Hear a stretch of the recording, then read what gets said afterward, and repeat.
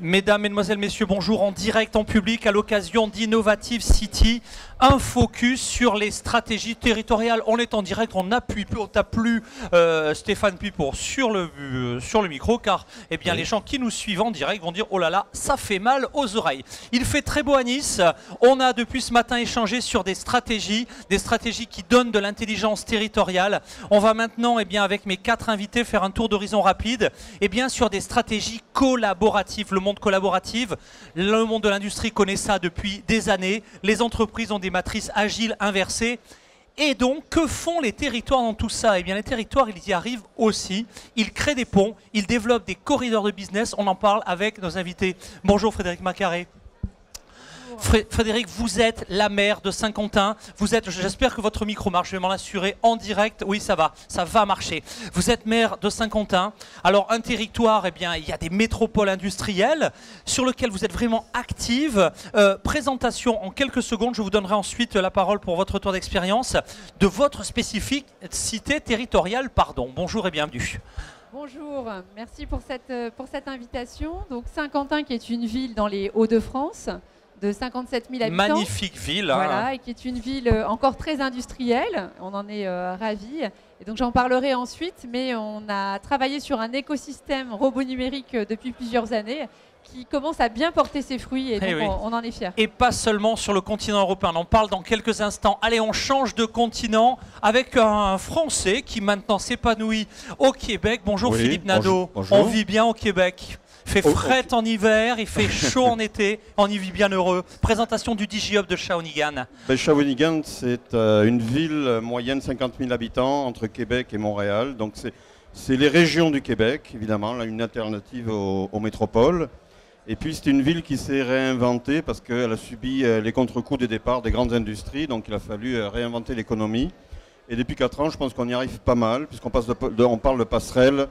Donc, au lieu de rester en silo à Shawinigan, dans notre ville du Québec, on a décidé de travailler avec toutes les régions du Québec pour donner, je dirais, une vision globale et puis travailler. On en parle dans quelques instants. Denis Thuriot, infatigable promoteur de la ville intelligente, là aussi dans un territoire, une ville moyenne. Présentation de la ville de Nevers, dont vous êtes le maire, le président de l'agglo, et sur lequel il va falloir inventer une économie. Vous avez déjà bien commencé, on va le voir. Une économie, une ville intelligente. Présentation. Alors, on ne le fait pas tout seul. Nevers est devenu la grande banlieue de Shawinigan, puisqu'on a fait un partenariat et on le fait intracontinent. Voilà, mais plus sérieusement, c'est sérieux, mais on s'est ouvert à l'international, Israël, la Palestine, le Québec, les États-Unis, etc. C'est surtout que voilà, la démonstration qu'on peut essayer dans des territoires moyens, médians, comme je le dis, entre les métropoles et les campagnes, de démontrer que l'innovation, elle est partout à qui veut se l'approprier, effectivement, et construire un territoire intelligent. Alors encore une fois, la définition est vaste et elle est peut-être même pas complète. Elle reste à inventer en partie. Elle reste à inventer, mais on essaye parfois d'en faire comme M. Jourdain sans le savoir, un peu de prose, voilà, mais l'idée c'est de construire les choses et donc on essaye de le faire. Et puis j'en profite pour faire un peu de publicité puisqu'on lance le premier sommet international de l'innovation en ville médiane. Vos agendas, c'est vraiment un rendez-vous important parce que les métropoles, le premier rendez-vous, le CIVIM, les dates. 8 au 10 novembre à Nevers et tout est encore ouvert pour y participer, y venir bien sûr. Nevers est en cœur de France, 230 km sous Paris, 2 heures de Paris. C'est pas inaccessible, c'est pas le bout du monde. Et encore une fois, c'est un territoire qui porte l'innovation depuis 2014, robotique, dronique, digital, économie numérique. Last but not least, disent les cousins anglo-saxons. Alors je vais reprendre encore un autre mot anglais puisque la Smart Team Québec a débarqué ici même à Nice à l'occasion d'Innovative City. Il n'y a pas de Smart Team, diraient les anglo-saxons, sans Smart Coach. On est super heureux, Stéphane Pipon, de vous accueillir ici même à la tribune. Présentation en 10 secondes de la Smart Team Québec et en au moins 30 secondes en intro du manifeste des territoires innovants dont vous allez nous parler un peu plus tard. Bonjour à tous. Le Smart Team Québec est un groupe de 27 leaders du Québec, représentant 8 régions, Montréal, Québec bien sûr, mais la Gaspésie, la Mauricie, la Montérégie. On est 8 régions au complet, 27 personnes, des maires, des entrepreneurs, une université, des centres de transfert technologique, des incubateurs. On a maillé les gens sur des principes de communauté de pratique, d'inclusion sociale pour nourrir les familles de nos régions et les familles de nos villes. Donc, c'est une perspective de dire comment on fait du commerce international à travers notre culture francophone, à travers notre langue, en utilisant notre langue française, Au Québec, on est 8 millions. Aux États-Unis, il y a 8 millions de francophones. En Israël, il y en a 1 million qui parlent. Donc, dire comment nous, on se prend en main. Et le manifeste a été de faire en sorte de convaincre 30 signataires d'écrire un papier pour notre premier ministre du Québec pour dire comment on arrête l'hémorragie des régions. Et ça a fonctionné. Pour amener nos jeunes en région. Et notre premier ministre, qui est ministre de la Jeunesse également, a parti un programme de 32 millions pour créer des pôles régionaux d'innovation dans les 18 régions du Québec. Et on veut mailler ces 18 régions-là aux régions de la France, dont celle de la région du Sud, du PACA. Ça commence dans la France, mais ça va se poursuivre. Je ne sais pas si Borène nous a rejoint, je ne le vois pas, mais ça va continuer sur l'Afrique, en lien avec Smart Africa. Ils ont pris notre manifeste et ils en ont fait une version africaine avec Smart Africa. Et c'est 22 pays africains qu'on va mailler avec la Tunisie et d'autres pays sur le PACA pour unir notre francophonie par l'Afrique, par le PACA et le Québec et le Canada. Pour tous ceux qui nous suivaient en direct, on a commencé en retard, mais nous, on va finir à l'heure. Alors, je vous propose maintenant, c'est la séquence pitch, un petit peu le focus sur les stratégies territoriales. Frédéric, rapprochez-vous du micro. Alors, qu'est-ce qui se passe aujourd'hui? On est à Saint-Quentin, 50 000 habitants, c'est pas une métropole de 500 000 habitants. On a une place à tenir dans la course mondiale. On voit le boom de la robotique, le boom de la Smart Factory. Quelle est la réponse du territoire? Ce qu'on souhaite, c'est évidemment préparer et l'industrie et puis notre jeunesse, l'emploi local, aux métiers d'aujourd'hui, de ceux qui sont en train de se transformer et aux métiers de demain. Donc on a fortement focusé sur cet aspect en lien avec notre université et avec les industriels. Vraiment un cluster pur et dur. On a beaucoup travaillé sur ces questions, à tel point qu'on a eu d'énormes relais de l'éducation nationale. Et aujourd'hui, dans les écoles maternelles et primaires à Saint-Quentin, on apprend la robotique sur le temps scolaire. On fait du festival robotique également. Donc on essaie d'apporter aux enfants des compétences et l'envie aussi d'aller ensuite embrasser des carrières technologiques. Un univers où il y a de la demande en plus, c'est pas forcément l'offre. Il y a un énorme gâchis en France puisqu'il y a beaucoup d'emplois non pourvus et on sait avec notre université que tous les jeunes sans exception qui sortent de ces métiers-là ont un emploi pratiquement même avant d'avoir leur diplôme. Donc c'est dire qu'il y a des choses à faire. L'autre point que je voulais soulever également, c'est qu'on a cherché à construire un parcours de formation complet du bac plus 2 au bac plus 5 sur les métiers qu'on a appelés robots numériques. Vous les avez inventés, vous avez créé véritablement une filière robot numérique sur un territoire. Vous n'êtes pas Paris, vous n'êtes pas sans complexe, hein, vraiment positionné. On y est allé avec nos industriels comme L'Oréal par exemple, qui se sont engagés à regarder nos maquettes pédagogiques, qui se sont engagés à prendre des contrats de professionnalisation. Et depuis 3 ans, chaque année, on ouvre un niveau de formation. Et on sait qu'on a raison de le faire puisque on répond aux besoins locaux et on va permettre à nos jeunes aussi d'avoir un emploi et de commencer leur vie et de rester sur le territoire. Ça, c'est formidable. Je terminerai pour ce dernier focus. Ça, c'est le volet vraiment formation, éducation, accompagnement. Un événement, alors là aussi, on peut le citer puisqu'on a une date annuelle qui structure véritablement la partie business, crée du développement économique. On peut citer l'événement robot numérique et puis les liens avec l'international parce que pour bien connaître vos lieutenants, bon sang, mais de Saint-Quentin, les ponts existent vers le Japon, vers la Corée. Enfin, un mot sur cette dynamique économique qui est importante. C'est obligatoire puisque tout est interdépendant aujourd'hui. Donc parfois, quand nous, on ne fabrique pas, on a quand même besoin d'être en lien avec les fabricants qui sont au Japon, etc. et qui ont besoin aussi d'intégrateurs qui sont sur les territoires. Donc dès qu'on peut, on sort et on crée les partenariats qui vont nous permettre aussi de développer nos emplois. Alors, un rendez-vous simplement, ce sera au mois de novembre. On a les dates? On a les dates, mais 27. Bon, on les donnera sur le site. Voilà, Robo Meetings à Saint-Quentin. Robo Meetings à Saint-Quentin. Dans le collectif, donc il y a 7 ou 8 smart territoires qui commencent à créer des corridors directs. Et je sais que Jean-Pierre Cisleski, votre lieutenant, est très actif dans le collectif Smart Factory pour le parler. Donc territoire, ville moyenne, pas d'état d'âme dans votre région. Raccrochez-vous au réseau des smart territoires. Un grand merci Frédéric. Merci. Et revenez quand vous voulez à la tribune d'Innovative City. Même question, alors Michel Anger, le maire de Shawinigan est ici. Alors attention, il va falloir être extrêmement... Je vais mesurer mes propos. Ah oui, il va falloir mesurer mesurez les propos, vous êtes en direct et devant votre élu, mais même problématique. Shawinigan, c'est pas Montréal, c'est un petit peu souvent en termes d'attractivité territoriale les gros qui gagnent voilà, je vais au Québec, bah oui, je m'installe à Montréal, je vais en France, je m'installe à Paris, à quelques très grandes métropoles, et puis les autres, on pourrait se dire, bah non, moi je suis une ville moyenne, je n'ai plus que mes yeux pour pleurer. Enfin, je caricature, c'est loin d'être le cas, aucun fatalisme. Qu'est-ce qu'on fait à Shawinigan? Voilà. À Shawinigan, comme je disais, c'est une ville qui était en plein déclin avant l'arrivée de Michel Anger, le maire, et puis il a fallu réinventer la ville au travers de l'économie numérique, entre autres. Donc on est parti de loin, de très loin, et puis il n'y a pas de fatalité. Une ville qui se prend en main, une ville avec des personnes déterminées, arrive à passer du néant, on va dire, au 3e pôle du numérique au Québec. Une ville qui se réinvente et qui se reconstruit. On lui confie l'innovation du Canada au G7, ce qui s'est passé pour le DJ à Shawinigan. C'est quand même énorme. Le G7 était à Shawinigan. Enfin, pas le G7, le volet numérique. Le volet numérique. Ouais. Et puis en même temps, le Premier ministre du Québec nous confie le mandat de déployer. On est devenu un exemple, je dirais, le Shawinigan, les gens, toutes les municipalités du Québec viennent toujours nous visiter pour comprendre un petit peu qu'est-ce qui se passe chez nous. Et donc le Premier ministre nous a confié le soin de déployer, on va dire, un peu les régions du Québec, 18 régions du Québec, donc le réseau national des pôles régionaux d'innovation. Donc c'est ce que nous sommes en train de faire.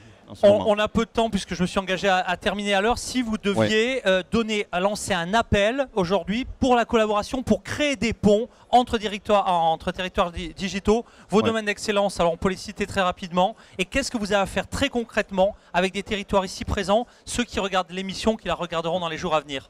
Écoutez, nous, un pôle artificiel à Shawinigan, c'est le pôle en patrimoine et muséologie numérique. À peu près 23 entreprises, dont 4 qui sont en France. Donc, nos chaînons manquants sont venus les chercher ici. Donc ville de culture, de patrimoine, il y a du lien très opérationnel à créer avec Shawinigan. Oui. Ok. Et puis je dirais que les régions, que ce soit au Québec ou en France, la ruralité c'est important.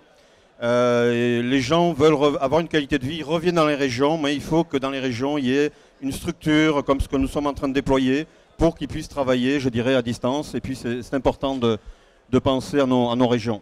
Philippe, absolument. un grand merci pour ce focus, c'était le deuxième. Merci. Alors Denis, même question, maire de Nevers, on n'est pas sur les 5 plus grosses métropoles européennes, on est sur une ville moyenne, mais alors pas de complexe, retour d'expérience rapide sur tout ce qui est en train d'être fait, de l'Incube jusqu'au Civim. Oui, c'est de la construction. D'abord, on travaille à être plus gros parce qu'on travaille sur un pôle métropolitain dès la semaine prochaine avec plusieurs villes moyennes à proximité, mais la construction, elle est sur plusieurs, et je synthétise bien évidemment pour être bref, elle est sur le secteur de l'industrie puisque nous sommes territoire French Fab, nous avons été la première agglomération de Bourgogne-Franche-Comté, donc c'est mettre l'innovation dans l'industrie pour consolider celle-ci, développer de nouveaux emplois. Je rappelle que l'industrie en France ne pèse plus que 12%, donc il y a matière à essayer d'aider des entreprises à pérenniser, sinon elles risquent de disparaître plus vite que la musique. Ensuite, ça a été, comme ma collègue de Saint-Quentin, le secteur éducatif puisque nous avons participer à la création du CREP, hein, c'est pas la Chandeleur, c'est le centre de robotique en ressources éducatives et professionnelles. Et nous équipons nos écoles avec l'éducation nationale dès la 3e année de maternelle en kit robotique éducatif pour l'initiation au codage à la programmation avec un volet formation professionnelle. N'oublions pas que 65% des enfants qui sont aujourd'hui dans les écoles, eh bien pour eux, leur métier n'existe pas encore. Donc c'est anticiper les métiers de demain. On lance la grande école du numérique, on va lancer des nouvelles formations digitales innovantes, des formations en data scientist puisqu'on lance un data center. Bref, c'est de la construction. Et puis, avec le projet Action Cœur de Ville dans lequel Nevers s'est impliqué et a été retenu, eh bien, nous allons aussi aider les commerçants. Un commerçant sur 2 n'est pas sur le e-commerce, qu'on aime ou qu'on n'aime pas. C'est aujourd'hui une fatalité si on n'y est pas. Et donc, il y a une responsabilité des élus d'accompagner, et on le fait déjà. Mais tout ça, on l'avait un peu initié avant. Aujourd'hui, ça va être accéléré par ce plan Action Cœur de Ville, porté notamment par la Caisse des dépôts, mais aussi d'autres acteurs comme Action Logement, l'ANA, etc. Donc voilà, pour nous, il y a une chance de relance de ces territoires médians où j'ai bien relevé d'ailleurs qu'un Parisien sur 2 qui passe plus de 2 heures dans les trajets rêverait d'habiter. Donc à vous de jouer. Nevers, c'est pas très loin. Nevers, c'est pas très loin. En 30 secondes pour conclure, si vous deviez lancer un appel à des villes pour participer, alors au civil, au projet, quelle ville, quel projet très concrètement? Je vais vous dire, on est allé à Shawinigan et on va importer de là-bas parce que c'est déjà prêt, notamment sur la scénographie du musée, hein, de la faire plus innovante pour qu'on ait plus de fréquentation. C'est un exemple. Et ce CIVIM dont je parlais tout à l'heure du 8 au 10 novembre, on pourrait aller à la fois à Saint-Quentin et à Nevers. Ah ben oui, non, mais il faut créer ces ponts, c'est le même mois. Et j'invite Saint-Quentin à être présent à Nevers. Bon, il faut amener les industriels de Nevers à Saint-Quentin et les décideurs en matière de ville.